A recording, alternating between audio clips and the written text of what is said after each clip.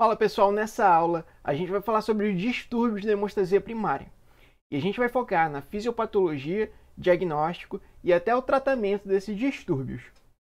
Na aula passada, a gente viu que a hemostasia normal, a hemostasia como um todo, ela é um mecanismo fisiológico e complexo que permite que o sangue no interior do vaso sanguíneo normal ele fique no seu estado líquido, ou seja, sem coágulos. No entanto, se no interior desse vaso sanguíneo a gente tiver a formação de uma lesão, rapidamente a gente tem a formação de um tampão hemostático primário que faz com que o paciente pare de sangrar. E logo depois dessa hemostasia primária, a gente tem a formação da hemostasia secundária, que vai evitar que o paciente volte a sangrar. E por fim, após algum tempo, a gente tem a resolução dessa lesão. E assim, a hemostasia também é responsável por retirar esse tampão hemostático do local de lesão. Apesar que a gente vai falar dos distúrbios relacionados à hemostasia primária, é de suma importância que a gente entenda as diferenças dos distúrbios relacionados à hemostasia primária e secundária. A gente viu também na nossa aula passada que quando a gente tem uma lesão endotelial, a gente tem a ativação da hemostasia primária, onde o principal ator eram as nossas plaquetas, né, que se agregavam ao local de lesão, formando o nosso tampão plaquetário. E a função desse tampão plaquetário era fazer o paciente parar de sangrar. Então, pensa comigo, se o paciente ele tem um problema de disfunção da hemostasia primária, o modo de sangramento desse paciente, né? O paciente vai lá e arranca um dente. Esse paciente ele não vai parar de sangrar, porque ele não consegue fazer a hemostasia primária. Professor, e quais são os locais de sangramento relacionados aos distúrbios da hemostasia primária? Pode ser locais de sangramento como a pele, né, através da formação de pentéquias, púrpuras ou até mesmo equimoses. Ou até mesmo sangramento de mucosas, como o paciente ele pode ter uma gengivorragia ou até mesmo um sangramento nasal. A gente viu também na nossa aula passada que a hemostasia secundária, né, o principal ator da hemostasia secundária, são os fatores de coagulação. E os fatores de coagulação, eles vão formar uma rede de fibrina para proteger a hemostasia primária, né, fazendo com que essas plaquetas aqui no local de lesão fiquem mais aderidas a esse local de lesão, evitando que o sangue consiga lavar essas plaquetas. Então, a função da hemostasia secundária é evitar que o paciente volte a sangrar.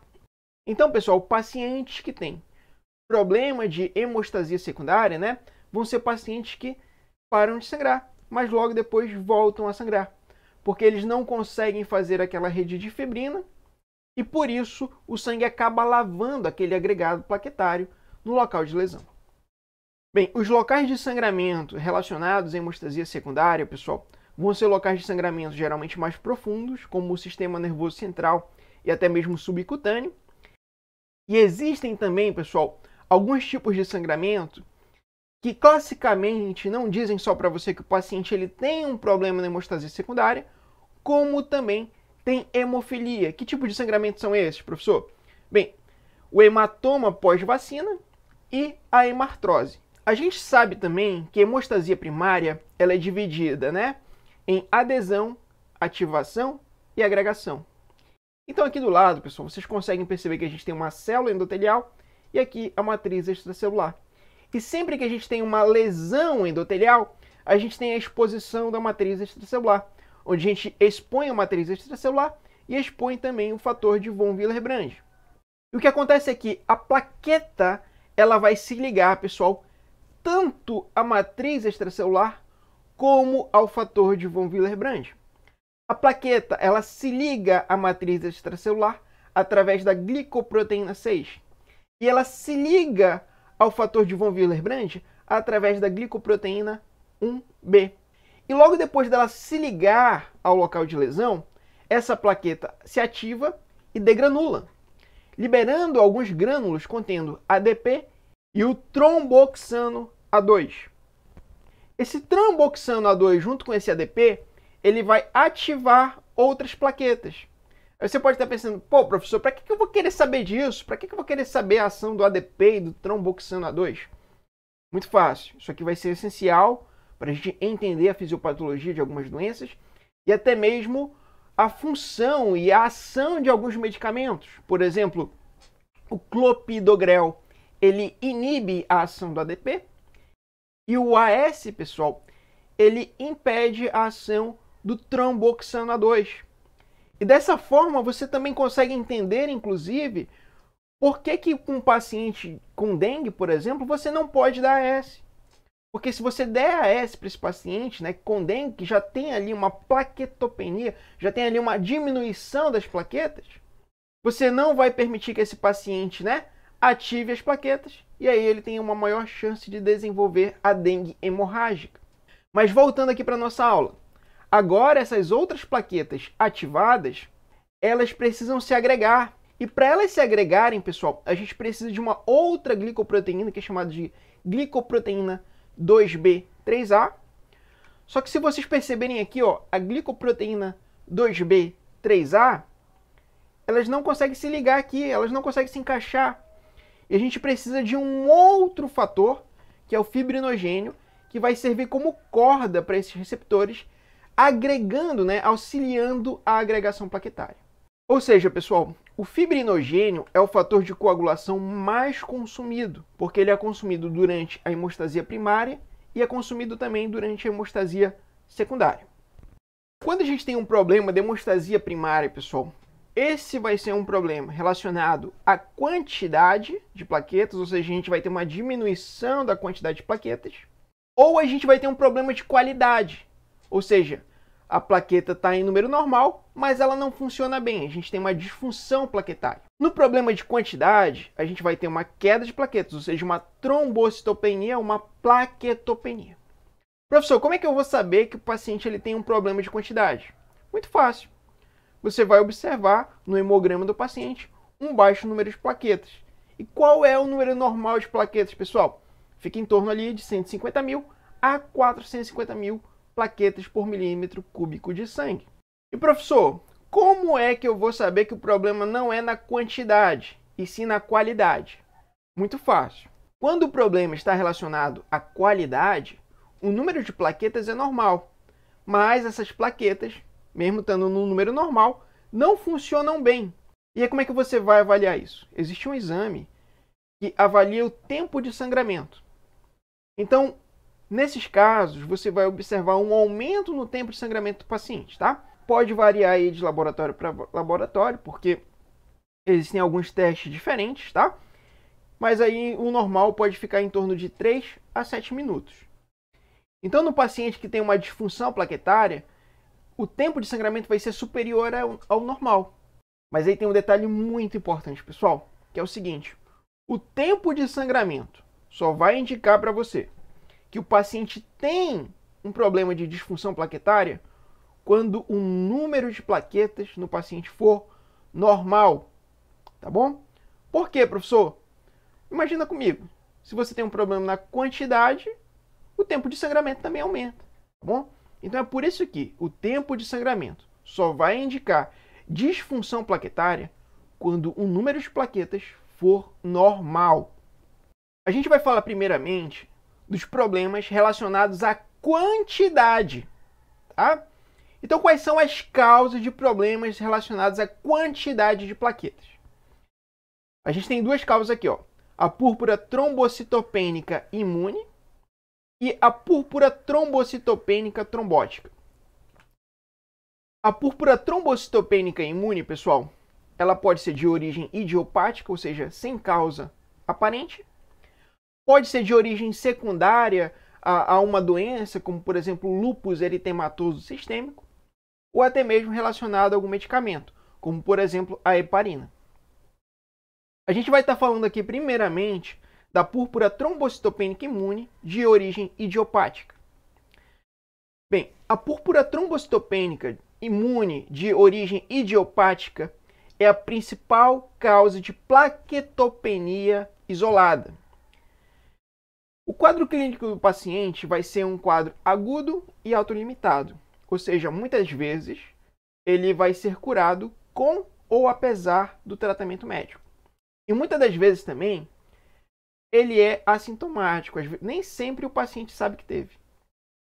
E como é que ele surge? Bem, por algum motivo, o paciente passa a produzir anticorpos contra as plaquetas. Isso geralmente acontece um mês após algum tipo de infecção que, na maioria das vezes, o paciente nem sabe que teve essa infecção. E aí, esses anticorpos, pessoal, vão causar, né, uma opsonização esplênica dessas plaquetas e vão ser destruídas. E é isso que vai causar a queda numérica das plaquetas.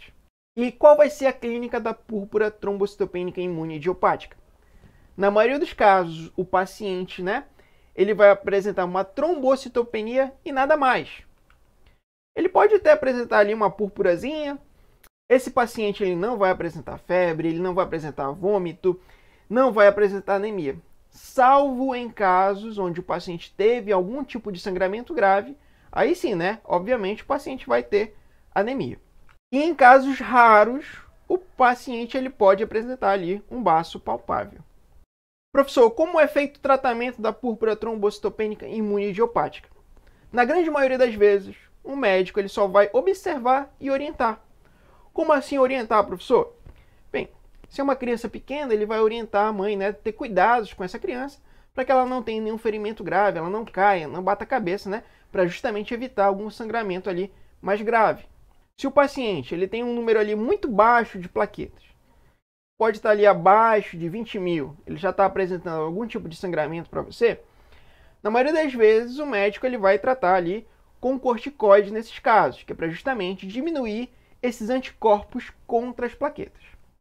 Em alguns casos também, pode combinar o corticoide com a estimulação plaquetária. Como é que você estimula a produção de plaquetas? Dando análogos da trombopoetina, tá? Para você estimular a medula óssea a produzir mais plaquetas. Em alguns casos também mais graves, onde o médico ele trata com corticoide, tenta estimular, faz de tudo, não consegue, as plaquetas continuam caindo, ele pode olhar para o baço e dizer, baço, você está matando minhas plaquetas? Então eu vou tirar você, não tem jeito. Pode transfundir plaqueta também? Pode, desde que faça o tratamento com corticoide, né? E até mesmo a estimulação de plaquetas. Porque não adianta nada você transfundir plaqueta e o paciente ainda ter ali esses autoanticorpos contra as plaquetas. A gente terminou de falar da púrpura trombocitopênica imune, né, de origem idiopática. Bora falar agora da púrpura trombocitopênica imune por heparina. Como é que funciona a púrpura trombocitopênica por heparina? Geralmente ela vai acontecer em um paciente que teve uma exposição prévia à heparina. E pode ser por qualquer heparina, pessoal, mas ela vai acontecer mais frequentemente relacionada, né, à heparina não fracionada. E esses casos, eles tendem a acontecer, né, 5 a 10 dias após a exposição à heparina. E o que vai acontecer? Tudo que você administra no paciente, pessoal, pode fazer com que esse paciente tenha uma reação imune contra isso que você está administrando. E é isso que acontece. O paciente ele acaba produzindo anticorpos contra a heparina. Só que o que acontece é que esses anticorpos eles acabam se ligando às plaquetas. Só que eles não se ligam a qualquer lugar das plaquetas. Eles se ligam a um receptor plaquetário que é chamado de receptor plaquetário 4. Quando isso acontece, né, as plaquetas obviamente são opsonizadas pelo baço, ou seja, são destruídas lá no baço. Só que além de levar à queda das plaquetas, pessoal, quando esse anticorpo se liga ao receptor plaquetário, ele ativa a plaqueta. E ao ativar a plaqueta, a gente tem, posteriormente, agregação plaquetária. E aí você vai ter uma agregação plaquetária disseminada, que vai ter ali um caso de trombose grave nesse paciente. Isso aí é grave, pessoal, porque a trombose relacionada à púrpura trombocitopênica imune por heparina causa trombose venosa e também causa embolia pulmonar. Aí a mente despreparada, né, o médico pode olhar, opa, tô dando heparina, o caso de trombose do paciente está agravando, né? Porque você dá heparina para tratar a trombose está agravando, vou dar mais heparina. Ou seja, é pedir para agravar mais ainda essa doença no paciente. E é por isso, pessoal, que sempre que você for administrar heparina no paciente, deve ser feita uma contagem de plaquetas prévia. Porque se você dá heparina, você observa que as plaquetas do paciente estão caindo e está agravando a trombose, púrpura trombocitopênica imune por heparina. E aí como é que você trata isso? Primeiramente, suspende a heparina, obviamente, e aí você tem que continuar tratando a trombose do paciente. Como é que você trata? Usa outro medicamento sem ser heparina, que pode ser medicamentos, né, inibidores da trombina e inibidores do fator 10 ativado, como, né, o dabigatran e rivaroxaban. Bem, pessoal, e ainda falando sobre problemas na quantidade de plaquetas, ou seja, na queda numérica de plaquetas, a gente vai começar a falar aqui agora, ó, da púrpura trombocitopênica trombótica. Como é que funciona a púrpura trombocitopênica trombótica? A gente viu nas aulas passadas que quando a gente tem uma lesão endotelial, a gente tem a exposição do fator de von Willebrand. E o fator de von Willebrand, ele é responsável também por ativar as plaquetas. Não foi isso? Só que tem uma coisa que eu não contei para vocês, que foi o seguinte. O fator de von Willebrand, ele é produzido pelas células endoteliais numa forma macrométrica, numa forma grandona. E apesar dele ir, né, para a matriz extracelular, esse fator de von Willebrand grandão, ele também é liberado na corrente sanguínea. Só que na corrente sanguínea, ele não fica nessa forma grandona, porque na corrente sanguínea, na forma fisiológica, a gente tem o ADAMS13. O ADAMS13, ele é um modulador do fator de von Willebrand, onde ele pega esse fator de von Willebrand grandão e quebra ele. E quando ele faz isso, pessoal, né, quando ele quebra esse fator de von Willebrand grandão, ele diminui a atividade do fator de von Willebrand. Só que isso aqui acontece na fisiologia normal. Só que na púrpura trombocitopênica trombótica, a gente tem uma falta, uma diminuição do modulador de von Willebrand, ou seja, a gente tem uma falta ou diminuição do ADAMS13. Essa falta ou diminuição do ADAMS13 pode acontecer devido, né, a problemas adquiridos ou genéticos, tá? Então, quando o paciente ele tem uma falta do ADAMS13, o que vai acontecer? Esse fator de von Willebrand grandão vai se acumular na corrente sanguínea do paciente. E se vocês se lembram, o fator de von Willebrand tem duas funções. É o local onde a plaqueta vai se aderir e ele também consegue ativar a plaqueta. Então as plaquetas aqui, ó, se ligam e se ativam aqui nesse fator de von Willebrand grandão.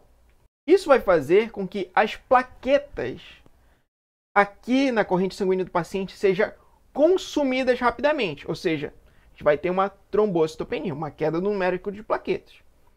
Só que como vocês estão percebendo também, as plaquetas são ativadas. E aí é por isso que a gente vai ter uma trombose, tá? E o problema não para por aí. Você vai ter um caso, né, de trombose e trombocitopenia. Só que esses trombos, pessoal, eles migram para os microvasos, ou seja, migram para os capilares. Ali nos capilares, esses trombos lesionam esses capilares, se acumulam ali também. Quando a hemácia vai passar por esses capilares, ela se choca nesses trombos.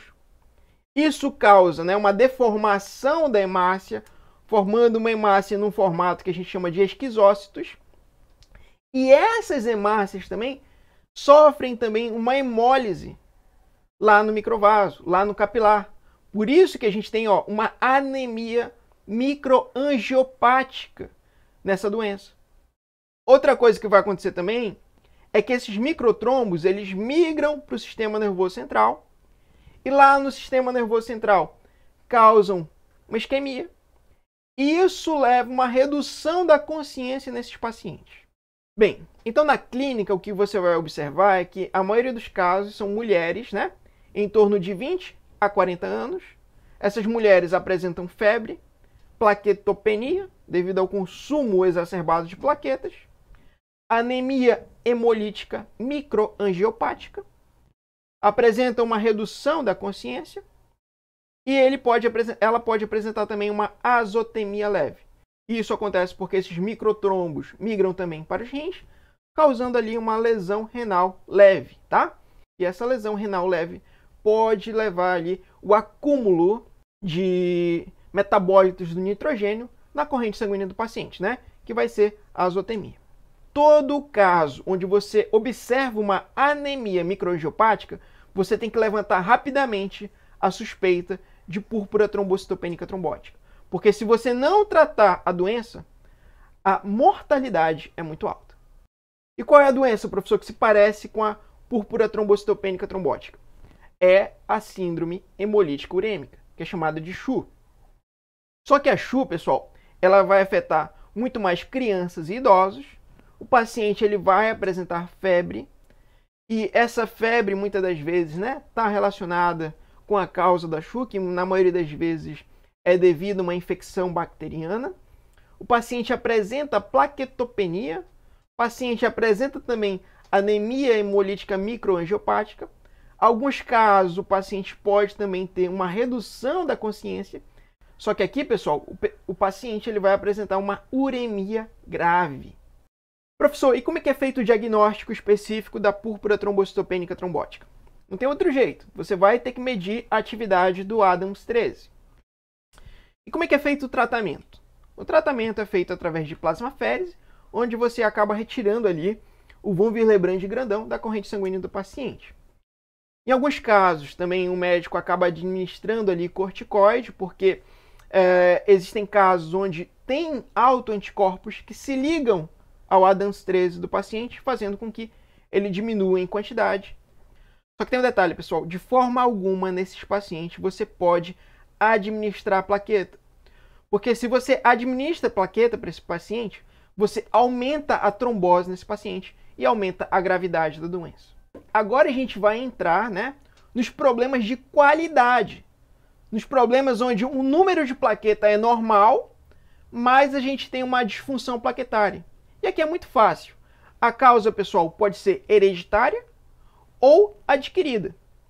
Bem, pessoal, agora a gente vai entrar nos casos onde o paciente ele tem problemas na qualidade, onde o paciente tem um número normal de plaquetas, mas ele apresenta uma disfunção plaquetária. Essas plaquetas não funcionam como deveria. E dentre as causas, elas podem ser hereditárias ou podem ser adquiridas. Isso aqui, pessoal, é muito fácil e é muito simples, porque vocês já conhecem a fisiologia. Então aqui, na hereditária, a gente tem a trombastenia de Glanzmann, onde o paciente ele vai ter uma falta daquela glicoproteína que a gente falou no início da aula de hoje, que é a glicoproteína 2B3A. Outra doença aqui é a síndrome de Bernard-Solier, onde o paciente ele vai ter a falta daquela glicoproteína, que a gente já falou também, que é a glicoproteína 1B. Como é que você trata isso? Não tem como você dar essas glicoproteínas para o paciente, não tem como você encaixar essas glicoproteínas nas plaquetas do paciente.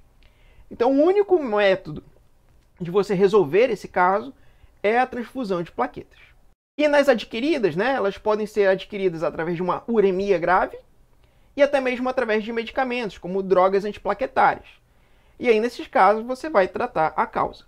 Bem, pessoal, dentre as doenças de disfunção plaquetária, de problemas na qualidade da plaqueta, a gente tem a doença de von Willebrand.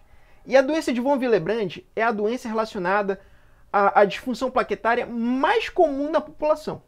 Inclusive, ela vai ser apresentada da seguinte forma. O paciente se bate, eu fico roxo fácil, Ficou roxo muito fácil. Bem, esse roxo pode ser a doença de von Willebrand, ou pode ser devido ao uso de anticoncepcional, pode ser devido ao cigarro, porque isso pode gerar uma fragilidade capilar.